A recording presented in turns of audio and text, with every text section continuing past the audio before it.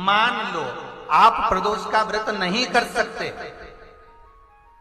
आप अगर व्रत नहीं कर सकते तो प्रदोष के दिन, प्रदोष काल में शाम का समय सूर्यास्त का कुछ पल, कुछ घड़ी के पहले से लेकर बाद तक का प्रदोष काल के अंतर्गत आप शंकर जी के मंदिर में जाकर 1 लोटा पानी, 5 बेलपत्र भी अगर समर्पित करते हैं तो संपूर्ण प्रदोष का फल आपके भाग्य में प्रबल हो जाता है। प्रदोष काल में लगाया गया दीपक 5 स्थान पर फल देता है। पहला स्थान, अगर हमको या हमारे परिवार में किसी को काल सर्प दोष है तो हमारा प्रदोष का लगाया गया दीपक कहीं पूजन मत कराओ, वो दीप जलाने से ही काल सर्प दोष समाप्त होता चले जाता है। दूसरा स्थान, पितृदोष। अगर किसी ने कह दिया कि तेरे घर में पितृदोष है, तेरे घर में, कई लोग बता देते हैं कि तुम्हारे घर में कई माताएं पूछती हैं, मेरे घर में बेटा नहीं, मेरे घर में 3 बेटी हो गई, 4 बेटी हो गई, 5 बेटी हो गई, बेटा नहीं है, बेटा नहीं, तो किसी ने कह दिया पितृदोष है। अब तुम शंकर जी की पूजन कर रहे हो, शंकर जी पे जल चढ़ा रहे हो, शिव की स्तुति कर रहे हो, तो किसी किसी की यहाँ 3 बेटियों के बाद, 4 बेटियों के बाद, एक माता ने तो लिखा है कि उसके यहाँ 2008 में उसके घर में लड़की ने जन्म लिया था, या 2008 में उसके घर में बच्चे ने जन्म लिया था, लड़की ने, उसके बाद फिर लड़की ने जन्म लिया और उसके बाद उसके घर में कोई पुत्र का योग नहीं बना। तब उसने प्रदोष के समय पर शाम को दिया लगाना प्रारंभ करा और 2008 में बच्ची जन्मी थी और अब 2024 में उसके घर में लड़के ने जन्म लिया। कि प्रदोष काल का लगाया गया दीपक, प्रदोष काल, प्रदोष के दिन, प्रदोष काल का जो दीपदान होता है वो सरल नहीं होता, वो सहज नहीं होता, 5 स्थान की पूर्ति करता है। पहला स्थान किस चीज के लिए? काल सर्प दोष के लिए। दूसरा पितृदोष। कैसा भी तुम्हें कोई पितृदोष बता दे, कितना भी तुमसे कोई कह दे कि तेरे घर में पितृ का दोष है, तेरे घर में ये दोष है, अगर आप प्रदोष के दिन, प्रदोष काल में अर्थात सूर्य अस्त के समय के 2:45 तक का जो समय होता है, 2 घंटे के समय का, उसके अंतर्गत अगर आप प्रदोष काल के समय में भगवान शंकर को दीप लगाने के लिए अगर पहुंचे हो तो वो आपको फल देगा ही, पितृदोष का निवारण होगा ही, चाहे तुम कुछ करो चाहे मत करो, वो पितृ की शांति करा दे। दूसरे नंबर पर है पितृदोष। तीसरे नंबर पर है वास्तु दोष। हमारे घर का, अब एक बहुत सावधानी से श्रवण करने वाला विषय है, वंश की वृद्धि नहीं है। 30 वर्ष शादी के हो गए, 40 वर्ष शादी के हो गए और औलाद है ही नहीं। डॉक्टर ने भी हाथ नीचे कर दी, टेस्ट पे भी करवाया, IVF करवाया, सब कुछ तुमने करवा लिया, तो भी औलाद नहीं है। तब आखिरी में एक काम चालू करो, प्रदोष का दिन दोनों पति पत्नी व्रत चालू कर दो प्रदोष का, और प्रदोष काल में शाम के समय जाकर एक ही दिए में 2 लंबी बाती जानते हो ना, रुई की लंबी कपास की बाती 2, और दोनों बाती एक ही दिए में रखकर पति पत्नी दोनों उसको प्रज्वलित करना प्रारंभ करें, बाबा संतान देकर ही रहेगा। औलाद दीप की जो बाती में अंतर आ जाता है, एक गोल बाती में और लंबी बाती में अंतर आता है, बहुत अंतर आता है। पितरों के लिए गोल बाती का प्रयोग बहुत कम होता है महाराज, देवी जी के लिए, माता रानी के लिए, जगत जननी के लिए गोल बाती का प्रयोग बहुत कम होता है महाराज, ध्यान रखिएगा। एक पितृ के लिए, एक जगत जननी जगदम्बा दुर्गा भवानी के लिए गोल बाती का प्रयोग कम होता है, लंबी बाती का प्रयोग ज्यादा। क्यों? क्योंकि हमारे घर की कुल देवी और हमारे घर के पितर हमारे वंश की वृद्धि करें, इसलिए लंबी बाती रखी जाती है, जिससे हमारा वंश बहुत लंबा चले, बहुत उन्नति की ओर बढ़े, इसलिए लंबी बाती। शिव महापुराण की कथा कहती है 5 जगह पर हमारा जलाया गया एक दीप जो प्रदोष के दिन, प्रदोष काल में लगाया जाता है, 5 जगह पर भारी पड़ता है। पहले नंबर पर, जम के बोलते जाओ, काल सर्प दोष। दूसरे नंबर पर पितृदोष। तीसरे नंबर पर घर का वास्तु दोष। हमारे घर में कितना भी वास्तु दोष है, कोई ने कह दिया यहाँ बाथरूम नहीं बनना थी, यहाँ पर शौचालय नहीं बनना था, यहाँ सीढ़ी नहीं बनना थी, वो सीढ़ी वहां बनना थी, ये सीढ़ी वहां बनना थी। तुम पूरा घर तोड़वा के देख लो, उसके बाद में जैसा वास्तु वाले हैं वैसा करा कर देख लो, उसके बाद भी तुमको शांति नहीं मिले तो समझ लेना कि तुम्हारे घर में अब वास्तु दोष तो तुमने दिखाकर समाप्त कर लिया, फिर भी वो समाप्त नहीं हो रहा, तो प्रदोष काल का लगाया गया प्रदोष के समय का दिया आखिरी में वास्तु दोष को भी समाप्त कर देता है और उसमें भी फल प्रदान करता है। काल सर्प दोष, पितृदोष, वास्तु दोष, चौथे नंबर पर 1 रुपया कमाया, 1.25 रुपये खर्च हुआ, पैसा आया गया, ये चौथे नंबर का। व्यापार में थोड़े दिन दुकान अच्छी चली, थोड़े दिन बैठ गए, थोड़े दिन काम चला, थोड़े दिन बैठ गए, गाड़ी चली थोड़े दिन फिर बैठ गए, अर्थात हमारी फैक्ट्री थोड़े दिन चली फिर बैठ गए, कहीं ना कहीं तकलीफ, थोड़े दिन खाते थोड़े दिन रोते वाला चल रहा है। तो प्रदोष काल का, प्रदोष के समय का दिया इस दुख को समाप्त कर कर रेगुलर एक जैसी सांझी, एक जैसी लक्ष्मी की वृद्धि करते चले गए प्रदोष। और 5वें नंबर का प्रदोष काल का दिया, प्रदोष समय का दिया 5वें नंबर पर रोग का निवारण, रोग निवारण। ये 5 स्थान जो बताए गए हैं प्रदोष काल के दिन, प्रदोष के दिन दीप प्रज्वलन के। प्रदोष व्रत का इतना महत्व है महाराज। ये प्रदोष व्रत होता क्या है, प्रदोष व्रत का महत्व क्या है? शिव महापुराण की कथा कहती है शंकर भगवान का प्रदोष का व्रत, अर्थात चंद्रदेव को जो क्षय रोग हो गया, बीमार पड़ गए, शरीर गलकर नीचे गिरने लगा, तब देव ऋषि नारद ने भगवान चंद्र को शंकर भगवान के पूजन का विधान बताया और पूजन करते करते त्रयोदशी तिथि आ गई, जिस त्रयोदशी के दिन चंद्रदेव ने सुबह से शाम तक कुछ नहीं खाया। शाम के समय सूर्य अस्त के पहले चंद्रदेव ने स्नान किया, श्वेत वस्त्र धारण करे और श्वेत वस्त्र धारण कर कर चंद्रदेव शंकर के शिवलिंग की पूजन करने बैठ गए। शंकर भगवान के शिवलिंग की पूजन जब चंद्रदेव ने करी, हाथ में अक्षत लेकर चंद्रदेव ने शंकर को समर्पित करे, ओम उमापति नमः कहकर जब चंद्रदेव ने शिव को समर्पित करे, भगवान शंकर त्रयोदशी के दिन प्रदोष समय में, प्रदोष काल में प्रकट हो गए और प्रकट होकर बोले, ऐ चंद्र, तुमने आज मेरा अनुरोधन किया है, आज मेरा स्मरण किया है, जाओ आज त्रयोदशी के दिन प्रदोष काल में मैं तुम्हारे शरीर को स्वस्थ करता हूं। तब से ये प्रदोष व्रत प्रारंभ हुआ है महाराज। किसने करा है प्रदोष व्रत? भगवान विष्णु ने करा था। जब घोड़े का मुंह लगा हयग्रीव अवतार, लक्ष्मी जी हंस दी थी तो घोड़े का मुंह भगवान विष्णु का लगा, तब भगवान विष्णु ने प्रदोष व्रत करा था।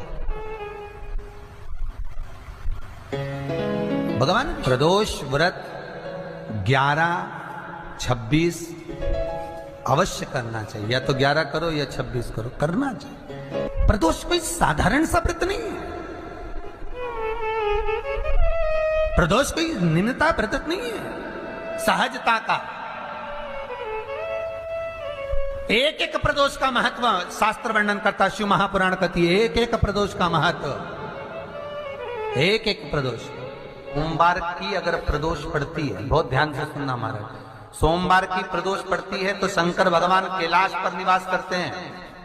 मंगलवार की प्रदोष पड़ती है तो शिव काशी में निवास करते हैं। बुधवार की प्रदोष पड़ती है तो शिव रजत भवन में निवास करते हैं। गुरुवार की प्रदोष पड़ती है तो शिव गंगा के स्थल पर निवास करते हैं। शुक्रवार की अगर प्रदोष पड़ती है तो शिव नीलकंठ पर विराजमान होते हैं। शनिवार की अगर प्रदोष पड़ती है तो शिव शमी के वृक्ष के नीचे रहते हैं।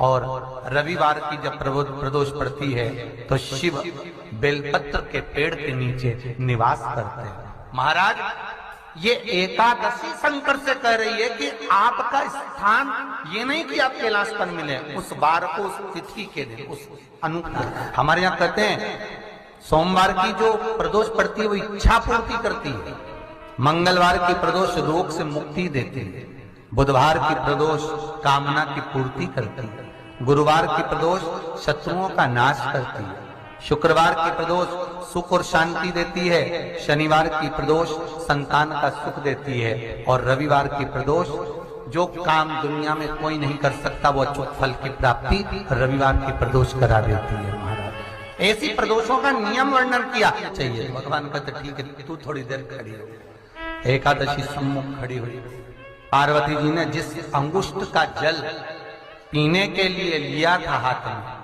बस पीने ही वाली थी, शंकर भगवान ने वही हाथ में जल लेकर एकादशी के हाथ में उसको देकर कहा, ले, ये मेरे द्वारा निर्मित एक व्रत है जिसे त्रयोदशी के दिन तूने मांगा है, मैं तुझे देता हूँ। आज इस व्रत का फल मैं तुझे प्रदान करता हूँ। अब तू जिस जीवात्मा को लेकर जाएगी उसका पाप प्रबल नहीं होगा। किसी स्त्री, पुरुष, बालक, बुजुर्ग जो भी होगा जिसने प्रदोष का व्रत करा होगा, वो जीवात्मा को तू किसी फल की कामना से नहीं, स्वतः ही लेकर चली जाए। उसमें कोई कामना नहीं है। बन सके जीवन में 11 प्रदोष या 26 प्रदोष करने के बाद आप उसका उद्यापन कर कर विराम भी दे सकते। पर जीवन में एक बार प्रदोष का व्रत मौका मिले, जिस कामना से जिस दिन का भाव आपके मन में आए कि मुझे रोग से मुक्ति पाना है तो ये प्रदोष मुझे करना है, मैं और रोग मुक्ति के लिए हम मंगल, जो भी आपके मन में आ रहा है, संतान प्राप्ति के लिए शनिचरी प्रदोष, आप उसका स्मरण। फिर लिखा शिव महापुराण में, बड़ा सुंदर लिखा वेद व्यास जी ने, मान लो आप प्रदोष व्रत नहीं कर सकते, आप अगर व्रत नहीं कर सकते तो प्रदोष के दिन, प्रदोष काल में शाम का समय सूर्यास्त का कुछ पल, कुछ घड़ी के पहले से लेकर बाद तक का प्रदोष काल के अंतर्गत आप शंकर जी के मंदिर में जाकर 1 लोटा पानी, 5 बेलपत्र भी अगर समर्पित करते हैं तो संपूर्ण प्रदोष का फल आपके भाग्य में प्रबल हो जाए। शिव महापुराण में इसका लड़की को मंगल है, गुरुजी लड़के को मंगल है, क्या करा जाए? कुछ मत करो।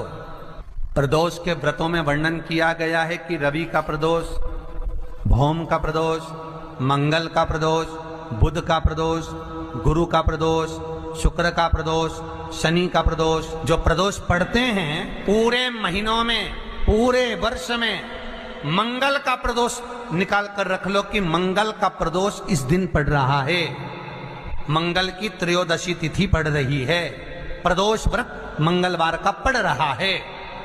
और जिन लड़का लड़की को मंगल होते हैं, जिन कन्या और वर को मंगल होते हैं, केवल शंकर भगवान के मंदिर में जाकर चौमुखी दिया, 4 बत्ती का दिया आटे का, उसमें घी डालकर लड़की शंकर भगवान के मंदिर में मात्र 7 बार शंकर पे से उतार कर, 3 बार स्वतः उतार कर शिव के मंदिर में रख देती है। उसका मंगल आड़े आता ही नहीं है, मंगल नहीं आता सामने। मंगल प्रदोष व्रत का इतना महत्व है महाराज। एक बात बहुत अच्छे से समझ लीजिए, जिसके घर में क्लेश होता हो, अशांति रहती हो, क्लेश रहता हो, या छोटी छोटी बात पर विवाद चालू हो जाता हो, या पति पत्नी में, परिवार में, सास बहू आदि कादिक में कहीं ना कहीं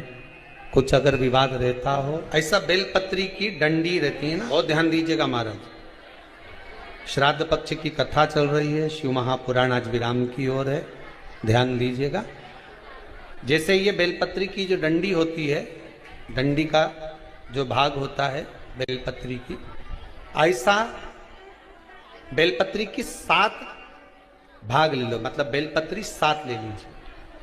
7 बेलपत्र लेकर कच्चा जो सूत होता है ना, कच्चा सूत जो जानते हो पेड़ पौधे में माता लपेटती हैं, धागा जो होता है ना सफेद कलर का कच्चा धागा, जो बड़ में, पीपल में और आंवला आदि में लपेटा जाता है, कच्चा सूत, उसको शंकर भगवान और माता पार्वती का स्मरण कर कर नंदी के, जो नंदी होता है, नंदी के राइट भाग में, नंदी का एक पांव ऊंचा होता है, आपने देखा होगा आगे का पांव ऊंचा होता है, बैठते समय नंदी का एक पांव ऊंचा, एक पांव नीचे की हो जाता है। तो नंदी का जहां पांव ऊंचा है उस ऊंचे पांव के पास में बैठना है। कच्चे सूत पर उस बेलपत्री के जो 7 गुच्छ हैं, 7 जो बेलपत्री के भाग हैं, 7 बेलपत्री हैं, उसको अपना नाम गोत्र स्मरण कर कर उस कच्चे सूत को लपेटना। महाराज लाल कलर का चंदन उस बेलपत्री के पत्ते में जो अग्रभाग होता है, सबसे आगे का भाग, 7 में लाल चंदन लगाना है। महाराज उस चंदन को लगाकर आप प्रदोष के दिन, प्रदोष काल में शंकर भगवान को समर्पित अगर करते हैं तो जिस घर का गोत्र बोला है उस घर में कभी क्लेश नहीं हो सकता, उस शांति का उसमें क्लेश नहीं। एक धागा होता है पक्का धागा, एक धागा होता है कच्चा धागा। बहुत ध्यान दीजिएगा महाराज, पक्के धागे से नहीं लपेटना सफेद। कच्चा जो धागा पीपल में, बड़ में या आंवला आदि में जो हम लोग लपेटते हैं पूजन करते समय, वो कर। एक बात और आपको ध्यान दीजिए, अगर मान लो किसी पति पत्नी का तलाक तक की नौबत हो गई और तलाक नहीं कराना है, आपस में वापिस प्रेम बढ़ जाए, छोरी वापिस घर में रहे, बेटा उसको रखे, बहू रहे, आपस में प्रेम बढ़े, वो भले मायके चली गई हो, वो भले लड़का छोड़कर चले गया हो, अकेली रह रही हो और चाहती है कि मैं पति के साथ रहना है, तलाक नहीं होना चाहिए, हम दोनों में प्रेम रहे, वो संभाले मेरे को भी और मैं भी आदर करूं, वो भी आदर करे। तो मेरा निवेदन है, कच्चा जो सूत होता है, कच्चा जो धागा होता है, नंदी के ठीक पीछे बैठकर कोई साथ में आपके परिवार का कोई व्यक्ति चले जाए और हस्तकमल को, जिसको अपने परिवार में वापिस रहना है, उस स्त्री हो या पुरुष हो, दोनों में से कोई भी नंदी के पीछे बैठकर सोमवार की जिस दिन अष्टमी पड़े उस दिन नंदी के पीछे बैठकर हाथ को ऐसा बंद करना है, हाथ में एक बेलपत्री रखना है, बंद कर 7 बार उस हाथ पर कच्चा सूत लपेट देना है, उस सूत को वापस निकाल लेना है, बेलपत्री के साथ में, और बेलपत्री को तो अपने पास में रखना। सबसे पहले माता पार्वती का जो हस्तकमल ऐसा होता है शिव मंदिर में, उस हस्तकमल में वो सूत जो आपके हाथ से निकला है वो उसमें डाल देना है, माँ जगत जननी से प्रार्थना कर कर, और जो बेलपत्री आपने संबंध को जोड़ने के लिए अपने हाथ में ली है वो शंकर भगवान के कटी भाग में, फिर निवेदन करूंगा कटी भाग को समझ, ये शिवलिंग रखा है, जहां पर शंकर भगवान का शिवलिंग, माता पार्वती जी के हस्त कमल पर जो शिवलिंग रखा है, ये भाग कटी भाग कहलाता है। इस जगह पर जहां शंकर और पार्वती का मिलन हुआ है, उस जगह पर उस बेलपत्री को रख देना है। महाराज ज्यादा से ज्यादा 3-4 महीने लगते हैं, दोनों में वापिस प्रेम बढ़ जाता है, दोनों एक हो जाते हैं।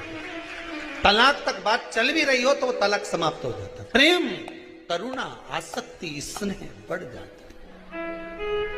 संबंध टूटने की कतार पर एक बार माता पार्वती को समर्पित तो करो अपना संबंध कि मां अब तुझे नहीं भाना, माना मैंने अपशब्द कह दिया होगा, माना मेरी गलती होगी, थोड़ी गलती उनकी भी होगी, पर दोनों की गलती है माँ, अब इस संबंध को तुझे निभाना। जब कच्चा सूत माता के हाथ में रखो तब माता को विनती करना, इस संबंध की डोरी अब तेरे को दे दी, दीन बंधु दीनानाथ मेरी डोरी, अब ये डोरी मैंने तुमको दे दी, अब ये संबंध आपको निभाना। एक प्रयोग जरूर कर कर देखना, जिस दिन घर में क्लेश हो रहा हो, भाइयों में आपस में झगड़ा हो रहा हो, देवरानी जेठानी में झगड़ा हो रहा हो, सास बहू में झगड़ा हो रहा हो और शांति हो ही नहीं रही, बहुत प्रयास कर लिया तुमने कि शांति नहीं हो रही, तो प्रयास करो, प्रदोष के दिन एक बेलपत्र लीजिए, प्रदोष के दिन बेलपत्र लेकर